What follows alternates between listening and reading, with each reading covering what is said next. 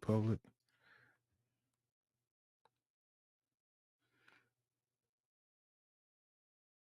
So jumping in the underground, so sing. Talking about music and the lifestyle we dream. Sipping on champagne, living in style. Underground penthouse where we reconcile. Discussing the good, the bad, through underground music. What it means to you, breaking down the beats, dissecting the rhymes, spreading the love. Stepping out on the town, underground penthouse, we hold it down. From the dim lit clubs to the streets at night, we shine a spotlight on underground spot.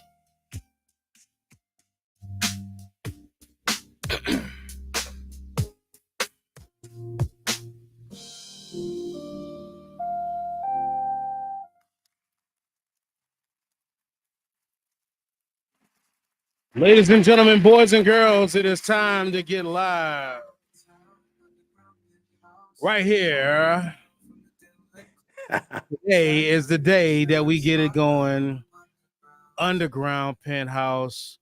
I am your boy Volcano, chilling with your boy DJ Oplex. And we got this is I'm sorry if I meant to. This is episode number 1. How you feeling, Plex?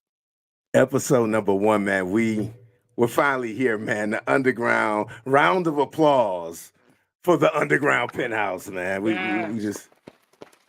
doing our thing. We chilling. We hanging out, man. Culture talk.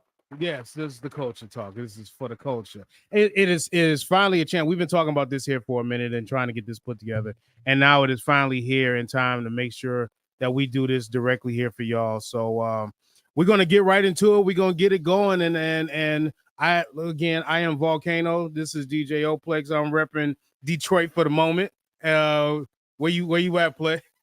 Yeah, man.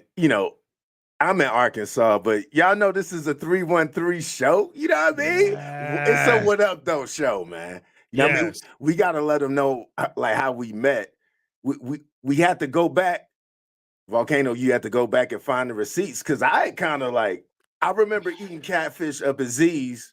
You know what I mean? Yes. But how did it start? Like it was basically internet based where we first both got a chance to go ahead and spit back and forth and say, hey, yo, this is what I'm on. This is what I'm on. You produce and you had tracks and everything you wanted to send. And next thing you know, we linked up. You was a part of Volcano Underground when we had that first show. Facts.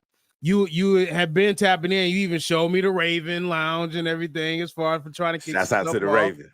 Yeah, so we collabed and everything, and this is years and years and years ago. And it finally gets the chance to come to fruition and just pick back up. I'm like, yo, man, what's up, man? Yeah, that's it, man. You know what I mean? Yeah, and that's I like how it's organic, man. You know what I mean? Like you just never know, but there's always like fate, destiny, and it's like, yeah, because we never even cut the track yet. Like, no. Obviously, that's going to happen now, but we never even cut the track. We're supposed to cut a track together. I'll sing you some beats. It never happens. But... No, it still hasn't happened. Clap it up for still not happening, but we still here. Yeah, man. So I definitely want to get everything started off. Let's get right into it because there's going to be a ton more. We're going to do this every other Wednesday, 8 p.m. until 9 p.m.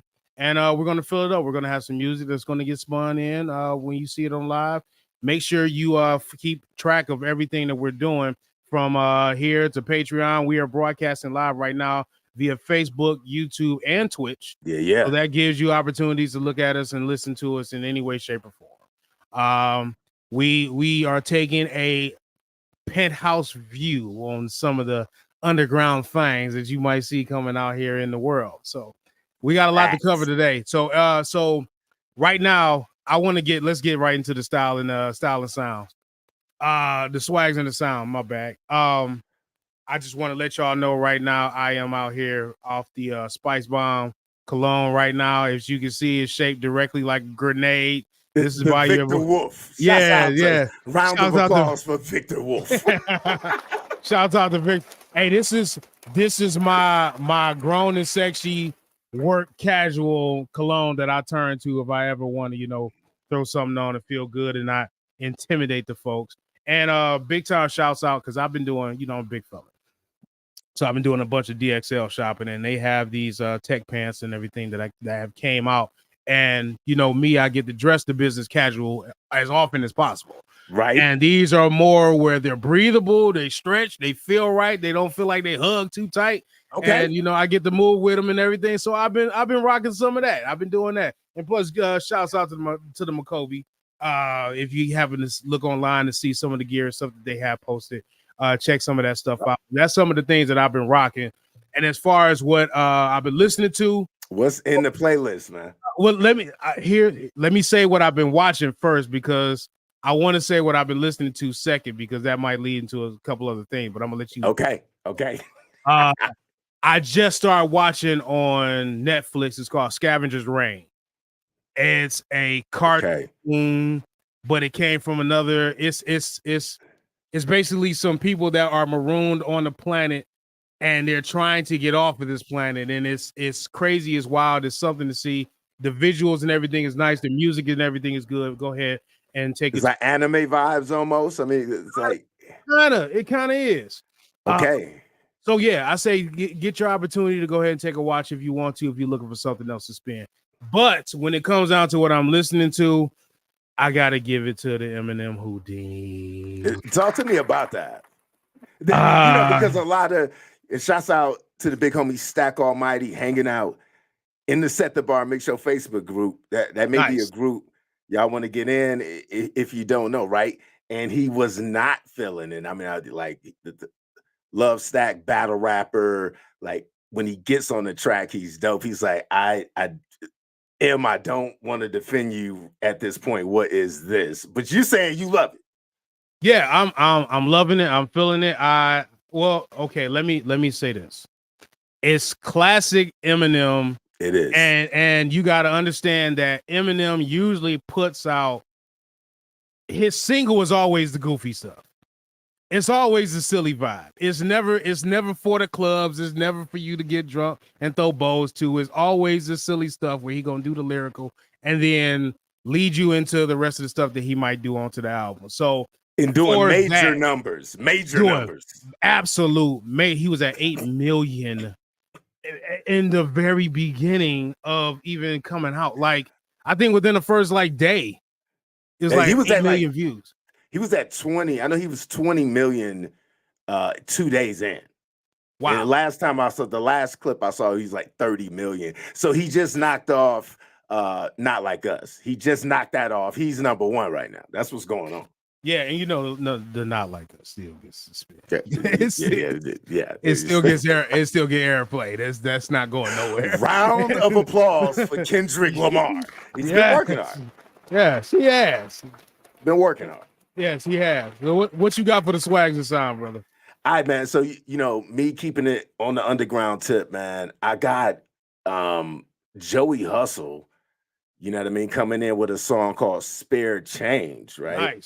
Nice. All right. That's my first one. The big homie Bravo featuring DJ Butch dropped the song. They coming out of Tallahassee, right? A song entitled Country Roads. Okay. You feel me? And it opens up with the guitar. He's like on the promo work, he's got the live bass player in the stew. So I mean, shouts out to Bravo. It's on the hip hop tip, right? It's on the hip hop tip, man. You know it, man. But it's so country, man. The video's out, Country Roads on Bravo. Nice. Featuring DJ Butch. Yeah, man. I'm loving it. And then the last one, the big homie Trim Soul out of Tallahassee, Florida, just dropped the single Staying Up featuring King Reckless. Okay. And it's something about Trim Soul. Like his rap cadence, he can spit like Eminem. Okay. Right. The high speed, the triple entendre, as they would call it. Yes, he can do it. Right. Which is not a lot of guys can get on that level of rapping, right? Right, exactly. But he's been trying out this singing thing and on Staying Up. to me, he just perfectly executes it. So yeah, Staying Up featuring King Reckless, Trim Soul, spreading his wings, man. You know what I mean? Yeah, that sounds like something great. So I'll check out any links and everything you might have to that one. I might want to hear that. I'm big on, you know, live instrumentation and everything mixed in with the hip hop. I love it. Anytime I can, whether it's country or the straight up rock side of it, whatever it can be. Yeah. Yeah, so, man. Yes, that's dope. I'm glad that I'm dropping some of the links and everything out here right now just to make sure we got more people tuning in. I see we got a couple folks that's been popping in. I want to thank y'all for doing so, especially on this first time around. So we are onto the culture talk here. And absolutely. So yeah, lots of things to catch up with this week, man. Okay, yes. What you got for what you filling us in for the coach? I think that there's a misconception about how much ghostwriting is going on in hip hop. Okay, I'm glad we're here. Okay, I'm glad we're here because seeing the and shouts out to the epic Jedi Knight battle of the century that happened here. Your boy Kendrick Lamar and Drake. Absolutely, rap's biggest beef ever. And again, that was one of the major talking points to this entire battle. Like, you don't write, I do. Let's talk about that. I mean, I was talking to the homie about it, and I guess he would be like a conservative hip hop head. Okay. The minute that he heard allegations and saw, you know, the whole Quentin thing with Drake, and he heard about the rumors, and he saw enough of a receipt on the internet where he had stopped dealing with Drake from that point. And I didn't realize that. I'm like, wow. So Drake lost a lot of hip hop heads way before this beef. He did. And the way he lost them was, okay, Drake is notorious for putting out album after album, and then when you hear it, it's like, okay, Drake, what was that? Because I think his real true to life fans want to hear him rap. And when you get this on every track you hear, because I just want to be right here for you, and girl, you hear that. He does that. Ja Rule started it, he finished it, but he is so heavy with it. And don't get me wrong, he makes hit records. Every time he drops something, it goes up here and higher and higher. Care for me. Would you be there for me? That everybody get your roll on. That was dope. I love the song. I spin it in a heartbeat in the club.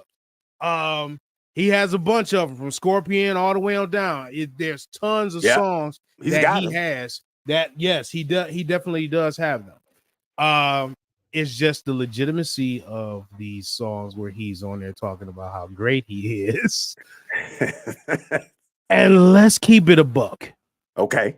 When it's rap, the basis of rap was you write, you can spit, you don't bite, and you can move the crowd. He's got some of those things. Yeah. But he's also biting, and there is receipts of the fact that he is not writing. It's really egregious, right? So, Vori, there's been 2 leaks in the last 2 weeks, right? Okay. Pun intended there.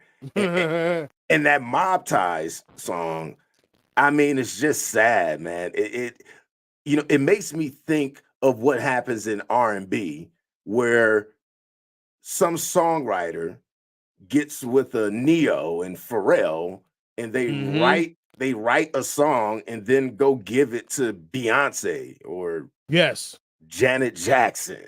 Yes. And so what's happening with that Mob Ties piece, and then a little birthday reggae song to leak after that one, it's like he's literally adopting songs. The song was already cut.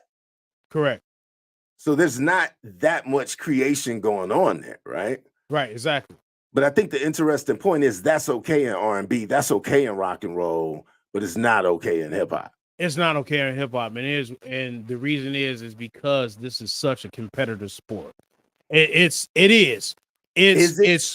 well, okay, is it the competition or is it about authenticity? I think one is the authenticity side of it, but you got to look at every last one of the rappers that get on the mic and say, I'm the best, I'm the best, I'm the best, I'm the best, I'm the top, I'm the GOAT, I'm the greatest, I'm the best that ever lived, best that ever was. And the only other ones you hear spewing it out like that is boxers. And okay. When and then too, hip hop is well centered off of battles. So it's not like you can say I'm a great battler and then you take and have somebody step in the ring and fight for you.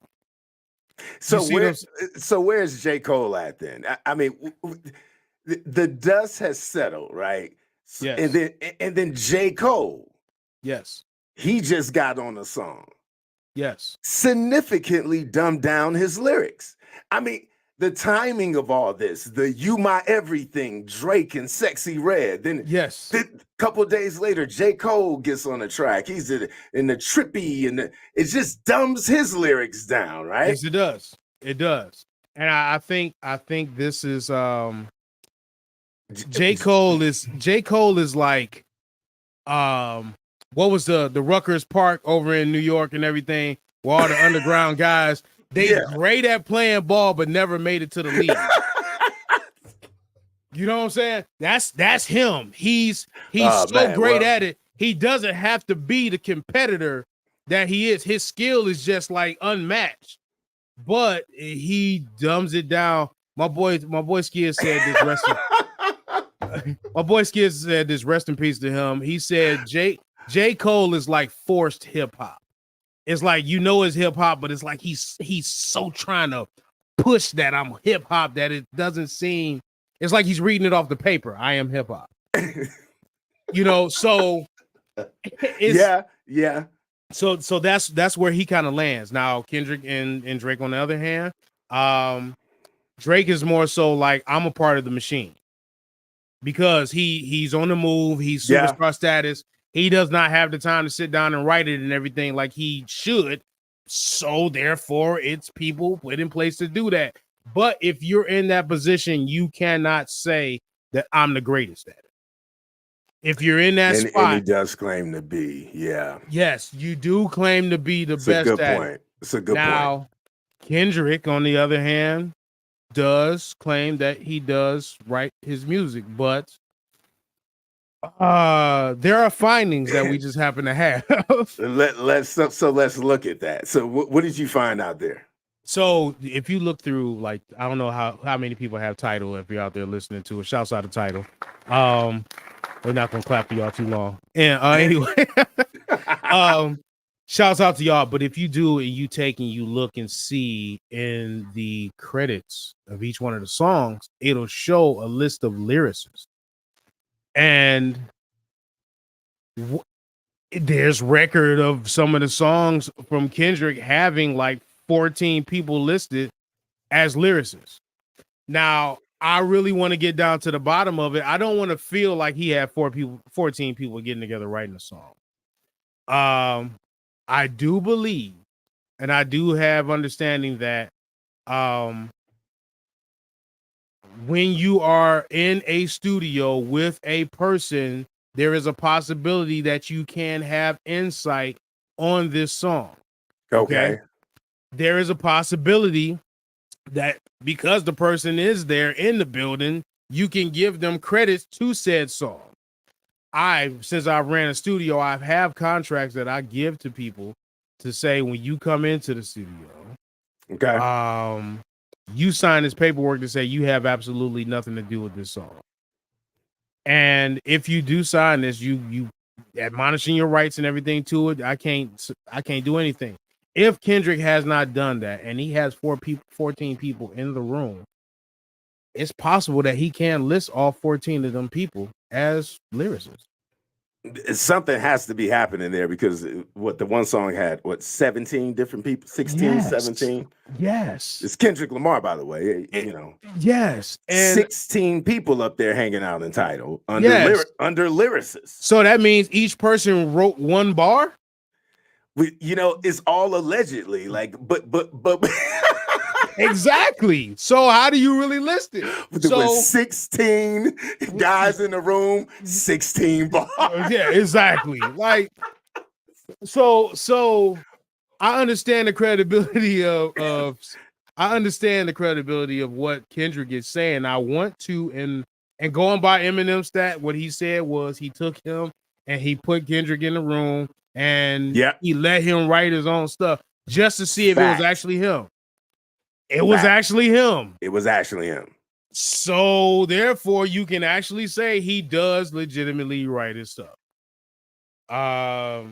At worst, he's definitely collaborating. Yes, but we're kind of trusting that the majority of what we hear from Kendrick Lamar is pretty much from his hand with a pen in it and writing, or into his phone from his fingertips. Correct. Now, the question is, how prevalent in hip hop is it? It's rather prevalent. Okay, let's talk about that. It's rather prevalent. It does happen. They have people that are on page to like hum songs out and just give you the opportunity to just to kind of hear how it should sound and how you could rap it, even if it's not the words.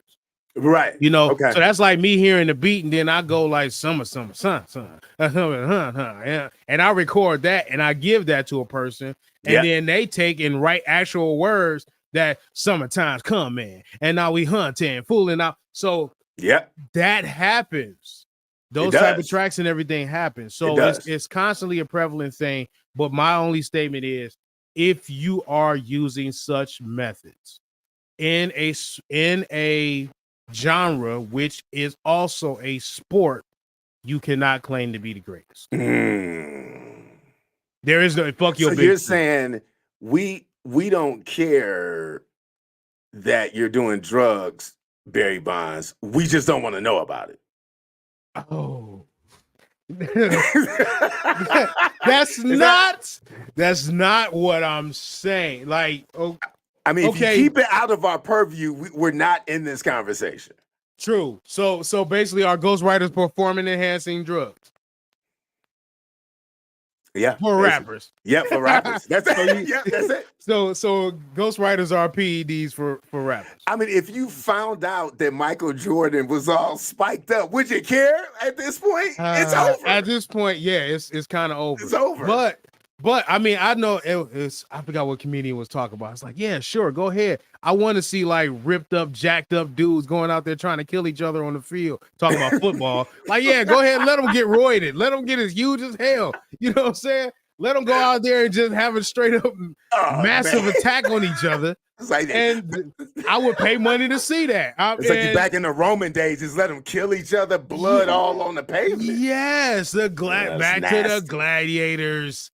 Get them in there and let them go ahead and tear each other apart, roided up and everything, veins popping out their neck. Go for it. Golly, just take them back to the glory days, man. No decency, man. It's 2024. Yeah, exactly. But it just doesn't work in hip hop.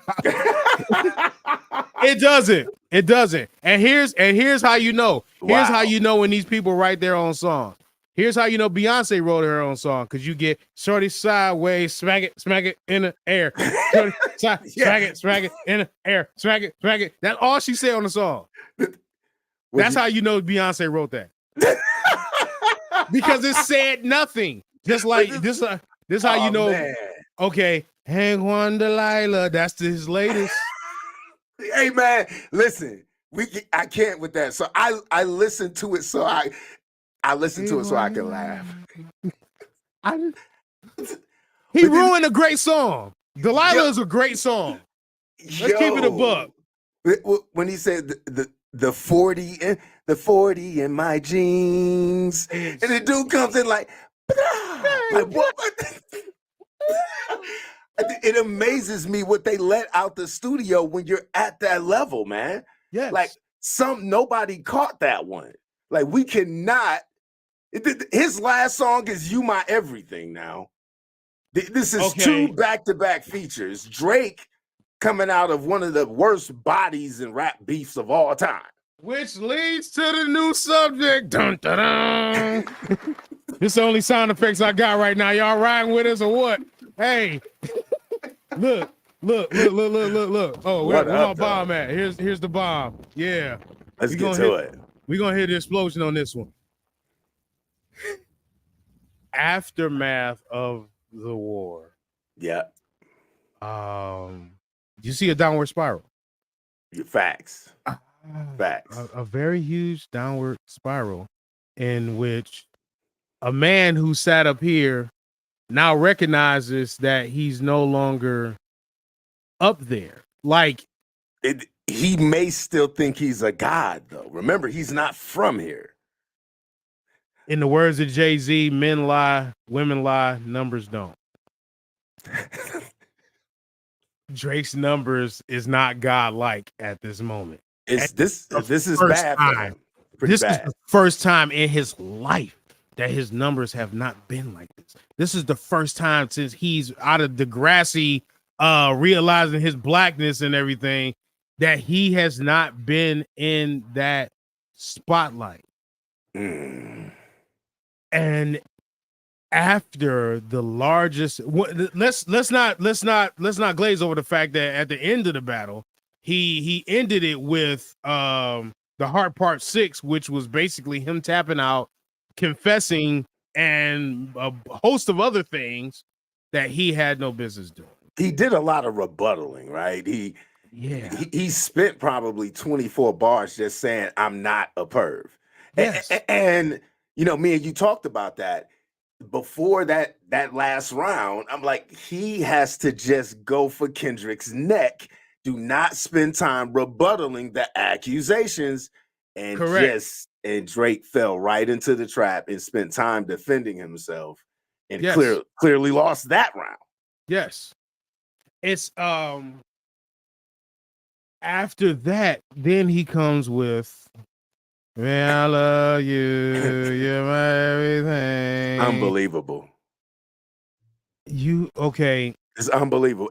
That's gotta be disappointing. If you're a Drake fan, listening to You My Everything as him featuring on the track, but this is the first time you're hearing new content from him after taking such a tragic loss, that has to be disappointing. I don't care how cult like you are about loving some Drake. That has to be disappointing. It's definitely disappointing. You can hear everything, everybody from academics to I mean, if I'm down for mentioning other people's names and everything on here, but you can hear everybody that was like true legitimate Drake stans, like, yo, what is this? What is this? And then he goes over to BBL Drizzy, a song that you getting clowned over in like baseball stadiums. It's making me. I don't think his team cares about him. Like, to me, this is common sense. This is common sense. Leave that beat alone. He already got clowned on it. But over there, they're like, his management team is like, you know what? We're going to link you up with one of the highest selling rappers in the game, Sexy Red. And then you're going to come out and rap on the BBL Drizzy beat. Yes. That was a great idea. It makes me think he must not have any control, or is he that soft? If you're a real MC, you got to put your foot down and be like, one, I'm not getting on the track with Sexy Red. Chat, how you feeling? If y'all feel like he should have been on the track with Sexy Red, if you really like the track with Sexy Red, then go ahead and announce it, and then do harm to yourself afterwards. That's what I gotta say about that one, because that is absolutely false. That is absolute. Now then, okay, so Sexy Red, BBL Drizzy, boom. He comes back. He has another chance of redemption, and he comes with, "Hey, Wanda Layla, would you come out and just know your role and shut your mouth?" That's bro. Round of applause for white America. We let you down on this one. we Golly. we really let y'all down on this one. But that song set us. That song set us back 400 years. It did set us back. Did set us back, man. Why did they get so heavy on the auto-tune with him though? Like, it got with Drake, the first artist. he already came in heavily auto-tune. But the way they mixed Drake down, it was like at first it's like, okay, he's got to sing it, and like halfway through, man, they cranked that auto-tune up.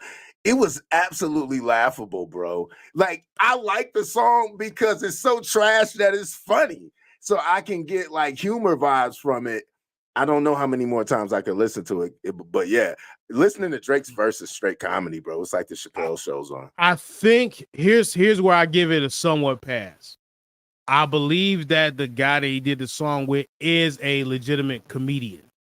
So he's not no, I'm serious. Like, he's a comedian that does it work. If that's right, the case, then it's a parody song. If they were just trying to be silly and goofy on some other stuff, I get it, but dog, man, come on, man. Like, even your analyst was telling you, like, dog, what he needs to do is he needs to go and he needs to drop like a fire song, like a hit record. He needs to go and just straight up put out a hit record, and he can recover from this. And he comes back with "You're My Everything" and "Hey Juan Delilah." It's almost like, is this kind of like this whole idea of like how they push the skinny jeans on the guys that just like demasculating like Drake or something? Like, why is this in the strategy to get with Sexy Red in this last song? Because they had one together already. They had one, and she was the standout of that song. Like, Hands on Your Knees. Yeah. So they might have had it in contract that, you know, it's a trade-off. You do one with me, I do one with you. You know what I'm saying? That could have been the case. But I mean, what it turned out to be was trash. Basically, and her singing didn't help it whatsoever. She could have kept that. Unbelievable. She looks like Ha Davis to me in certain pictures. Like, I'm wondering, was that even real though? I'm wondering, can she sing better than that? Because I can't take Sexy Red serious. It's almost like this could be all scripted with her. She's on WWE, for God's sakes. And I don't watch it. Get the money, but she's out there holding belts and stuff in the ring. Yes, because she is really interesting. Oh, she is also doing what I said she's doing. I want to use the term loosely. Is coonery at its finest. It's definitely if you end up on wrestling, and we spoke about this, but if you end up on wrestling is automatically driven to push the stereotype. If you come in and you like the Tonga Kid and Kamala and see you a big black dude with a beard, you're gonna come out with a junkyard dog. And as soon as he sees him, Vince McMahon, you're gonna come out with a spear and you're gonna put a moon on your boobs, put a star around there, and you're gonna go out there. Your new name is Kamala. That's exact. Go out there and act like an African you are. Junkyard dog, Coco Beware. You get an Asian guy, Ricky the Dragon Steamboat. Like, you instantly, like Coco Beware is the neighborhood watch sign. You don't need that silhouette. No, you just put Coco neighborhood watch. You put Coco Beware. Yes, Coco Beware. So if you end up on wrestling, that just goes to show what they type of, you know, ultimate exploitation. Exactly. And she is that. So she can't sing better because she can't do good at looking better. And then she can't do good at her character or anything else. It's just, she's just a rat that happened to make it. And the rats love her. And I'm sorry. It's sad but true. And here's the thing. If I'm drunk and in the club, if Hands on Your Knees come in, I might rock with it. Okay. That's the way you got to look at it. I got to take myself out of the Penthouse view and put myself in the underground view. Okay. And imagine myself, if I'm drunk and I'm in the club. Were you sipping on that Cisco? Sipping on, oh God. Yes, sipping on some Cisco. Hands on your knees. Hands on your knees. That comes on. I might turn up. I might turn up. I am an avid Dirty South music, connoisseur. Like you turn on Project Pat, it's a rap. It's on. I'm turned up. So it's that's why I kind of dig certain songs off of Glorilla.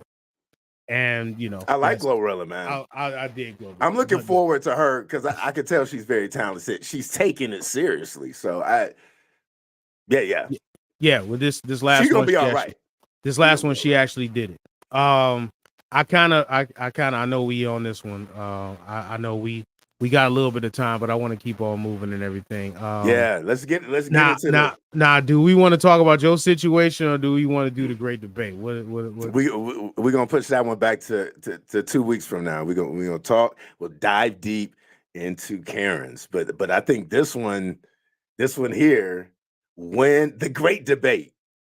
Okay. Right. So we're gonna do this every week, y'all. The great debate is gonna be that question. It's a big higher level culture question. Yes. Episode 1 of the Underground Penthouse.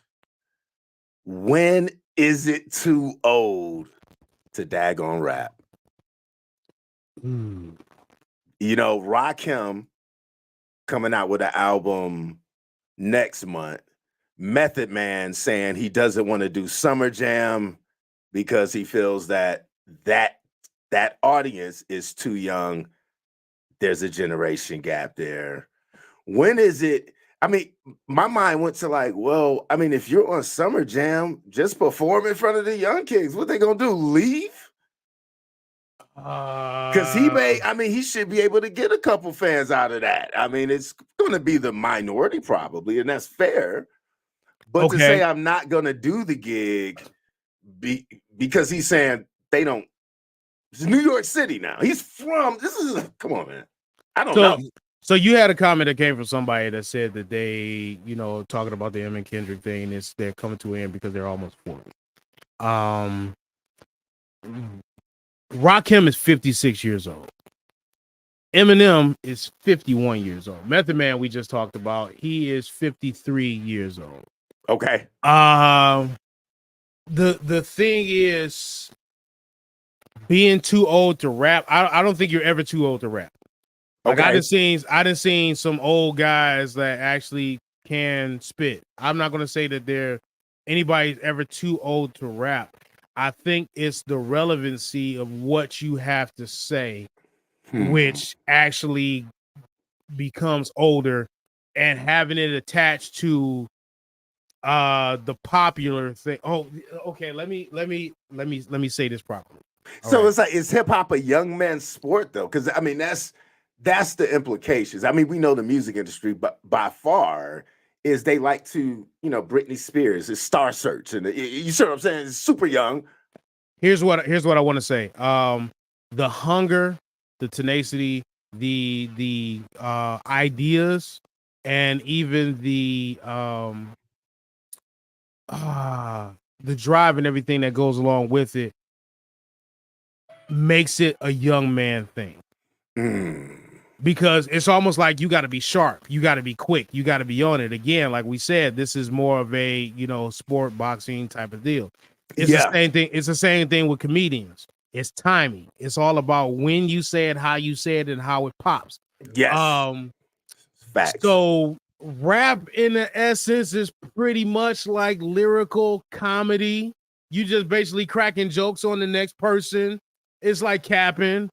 And if you don't have that same timing, then it's a little bit different. When Andre said it, like, what am I gonna rap about? Going and getting, my colon checked and all the rest of this shit. Like the level of things that you have to talk about is different. If you an old man and you still talking about selling drugs, and I mean, come on, God, you look at a person like that saying you probably gotta grow up. But the young ones want to listen to the young dumb stuff.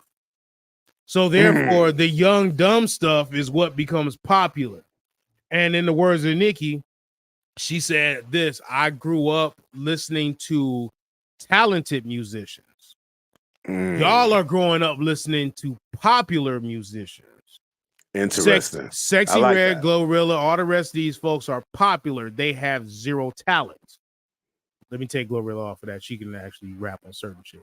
But yeah, they don't have the caliber level of talent that is necessary to say that they are great artists. But they are popular.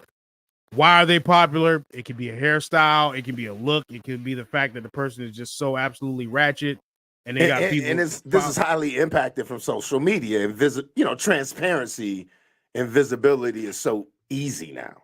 Exactly, it is. So, is it a young man's thing? Yeah. I'm not going to say to be good at it. To be good at it, you just have to have the capable mindset in order to do it. Okay. But to be successful with it, it's probably necessary for you to be, in the eyes of the ones that are legitimately going out and truthfully absorbing the music. Like, old folks, we catch it when we catch it.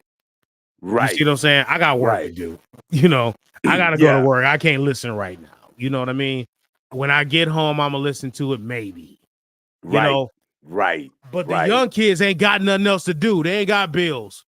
All they trying to do is turn up and find new ways to kick game to somebody of the opposite sex. That's what they trying to do. And so they're listening and absorbing it from these guys trying to, develop some game. Do you think hip hop is going to be over if this new Rakim album, first song, he starts rapping like Migos? Do you think we just chalk the whole thing up? Yeah, you know what? If he comes out rapping like Migos, I'm not listening. I want to hear. I think everybody that is a writer knows that they have their own audience, and I would like to believe that Rakim knows his audience, and his audience is the ones that truthfully respect his music for what he has been, not what the culture is asking for right now. Yeah. Now KRS-One could pull it off because he does that. You sure?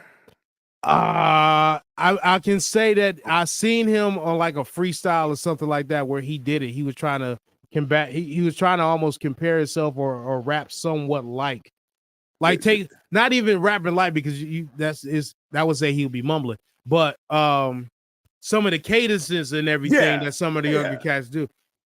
I've seen him do it. Okay. Okay.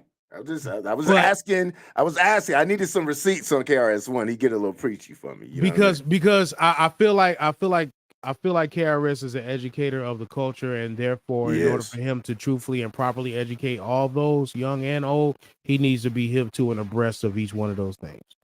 True. Rakim, God MC, he's gonna be God MC, and he's gonna be God MC because that's just what he does. So he's gonna stay to what his sound is. You never heard him veer from that sound.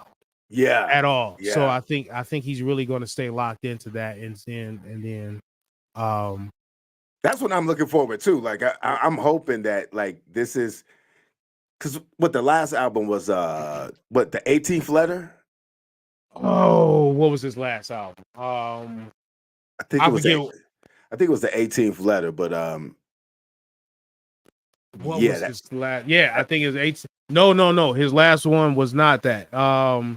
Seventh Seal was his last album. Okay. I see one on here. I need to look that up. I didn't hear that one. I need to go back there. I take it back because I think he has some after that. Life is a Movie, 4 Seasons, and then he's got Rakim coming in 2024. That's a round of applause to the God MC Rakim, y'all. Yeah. So no, he does have a couple like 9-song albums and everything. I want to say that the last one I listened to from him was Seventh Seal. Okay. And he's got a song on there, You and I. Man, when I say I heard that and I listened to it, I couldn't stop listening to it. I kept playing it over and over and over again because of the sound of it. The sound was great. What he was saying was great. The topic, everything about it, I just loved it. And I just kept listening to that You song. and I? Yeah, You and I. It's on the Seventh Seal album. That's what's up. Yeah. I would say definitely go ahead and put that into the repertoire and take a listen to it and see what that was like. So what did we so we settle at what is never really too old to rap if that's the artist in you, but hip hop is a young man's sport. Yes, I truthfully believe it's a young man's sport. You're never too old to go ahead and flex your muscles and show that you can do it and shine at it. Because you gotta look at M is 50. He's breaking records. He's 51. He's breaking records. Kendrick's pulling up on 40, breaking records. Drake in his almost 40, breaking records. All the old heads are breaking the records. Yeah. Now with new releases. That's not even with like their old music and it collectively getting to that point. Yeah. They are breaking records with new releases. So, I mean, it kind of, in one way, it kind of negates my point of saying it's a young man thing. But on the other hand, it shows that you're not too old to do it. Yeah. Yeah. Right. Absolutely. I mean, they're setting a bar. I mean, clearly age is nothing but a number for them as it relates to them getting on the microphone. I mean, because M just basically rhymed like he used to rhyme 20 plus years ago. Now, I will say Houdini this. Song. Yes, it is. Now, I will say this much. Some of the young guys I know think that is corny. They don't like it. We talking like younger millennials or young like 21, 20, in their 20s. They like, nah, I'm straight. And they missed that. They kind of missed that energy. It was an energy with Marshall Mathers and Slim Shady and Dre that was going. They didn't get that, so I could kind of understand why they're like you know what I mean? Because what it is the music and technology have expanded in so many different ways. Yeah, that when they hear the comical, like stuff is too serious now. Yeah. I heard one. What's my man's name? He said the one thing about these millennials, you can't lie to them. You can. They want the straight up, actual, factual truth. So if you get on the song and you talking about you dressed up like a clown and you know you punched a hole in somebody's chest and you can open your whole fist, they're like, nah, you can't actually do that. Yeah, right. So we don't believe it. But this kid over here talking about smoking weed, sipping lean, and you know, we know we can do that. Yeah, it's more believable. Yeah, it's believable. I believe you can do that. I don't believe you do. And to them, it's corny. Gotcha. So that's around where that lies. You know. So what I think what it is, M has rallied up his old fans and some new fans, and they all came together and they spoke and said, "Yes, this is what we wanted to hear." Joe Coy, and I listen to a lot of comedians, so I have a lot of comedian references and everything here. Joe Coy just did a special. It's on Netflix, and he came on. He said, "I wanted to do this here in Brooklyn just to prove this point." And he went and he was talking about the rap music now. He was like, all this mumbling stuff happens on my lifestyle. And happens on my lifestyle. It's like you don't even understand what the dude is saying. But if you turn on Biggie, you automatically know, like, he's been dead for what? How many years? Them songs is hot. It was all a dream. I used to read Word Up magazine. And you can put them songs on at any place and location, and they will rock. You're not getting that with the lifestyle. Skinny the beat, but the you give them again. Yo, man, don't get me started. I've seen him in the studio, and I'm just, man, I'd be like, the engineer just got to be going through it, man. That's interesting, man, to be in a session, recording a session like that. Yes. But yeah, that's what's up, man. That's what's up, man. Episode 1. Yeah, episode 1. I feel good. Volcano, DJ Oplex. I feel like I'm getting a chance to stretch out and get some things off of the chest. Yeah, that's how it's feeling for me too, bro. And say what I've been wanting to say. Okay, so let's preface this. We will be back again, and I want everybody listening to mark your calendars because we will return on, if I can get my calendar here correct, I want to give you the exact date. Yeah. What am I even looking at? What the? Come on, Google machine, give me a calendar. All right, June 2024. We will be returning on today's the 5th, June 19th. And we'll be back in the building. Yep. And you know what I mean? And hit us in the comments if y'all peeping this on YouTube. Let us know, what y'all thinking, what we can add. But definitely, yeah, it's culture work, right, man? We gotta let's get to it. By all means, we take all criticism, we take everything that you have to say, and we will actually apply it to what we have to do, because we want to make sure that we put on a great and amazing show for every last one of y'all that's out Absolutely watching and listening, whether you're on YouTube, Facebook, Twitch, or whatever you're checking us out on. We want to make sure that you guys are heavily entertained. And what you're going to see coming from us next time, we're talking about Karens. Yeah. And we're also we're also going to be talking about adult temper tantrums. That'll be some of the things that we bring up. I can't wait. I can't wait. I can't wait. I got some video clips that I want to show on this one here, and we'll have all the technical information and all the rest of the stuff together. But yeah, thank y'all. That's what's up. Make sure y'all join the Underground Penthouse Facebook group. Also, the Set the Bar Mix Show Facebook group. It's culture work. It's a whole movement. You know what I mean? Yes. I'm excited, man. Episode 2, man. On the way 2 weeks. And if you have not tied in the Volcano Tech Health and Audio on YouTube, I'll be coming with some more videos and everything on there, talking about just what I said, tech, health, and also audio. You'll be seeing me making some production and stuff on there. We're going to be bringing some beats and stuff to y'all on some of these shows. It's a lot that we get a chance to cover, and this is the inaugural show. This is the chance for us to go ahead and do it. Anybody you want to shout out first before we go? Now, I think we're good, man. Just shout out to the whole Set the Bar Mix Show fam, man. Everyone that's down with the Underground Penthouse, man. Everyone's happening. We appreciate y'all, man. We're going to keep it real with y'all on this show. We're going to talk culture. And we definitely want to interact with y'all. So feel free, man. Like, hit the chat. If you're on YouTube, hit the chat. Put the questions up. We can all talk together. You know what I mean? That is great. That is great. Yeah, I want to say shouts out to all the folks that tuned in. Also, shouts out to the people that's been represented for us for Volcano Underground, the Underground Penthouse, to all the shows and everything we've had my hands on, and even Volcano and the new radio standard, Cody Stage Fright, all the way on down. Y'all been really pushing us and getting us to a point to where we can bring this content to you guys consistently. So thank y'all. We will see y'all for episode 2, and by all means, clap it up, y'all. It was a great show. We will see y'all in 2 weeks. Thank you. Run that song back for him, man. We got to hit that intro music again. I love that joint, man. Myself, Volcano, and the boy DJ Oplex. We are out. See y'all next time. Peace, y'all.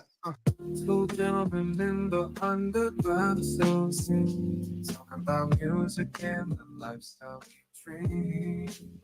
Sipping on champagne, living in style. Underground penthouse where we reconcile.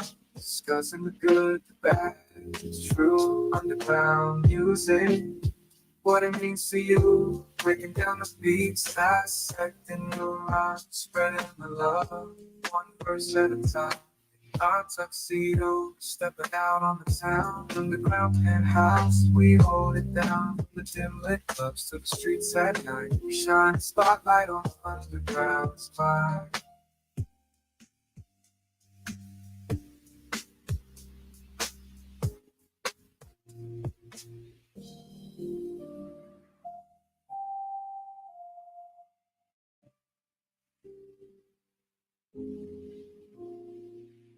Our tuxedo, stepping out on the town. Underground penthouse, we hold it down. From the dim lit clubs to the streets at night, we shine a spotlight on the underground spot.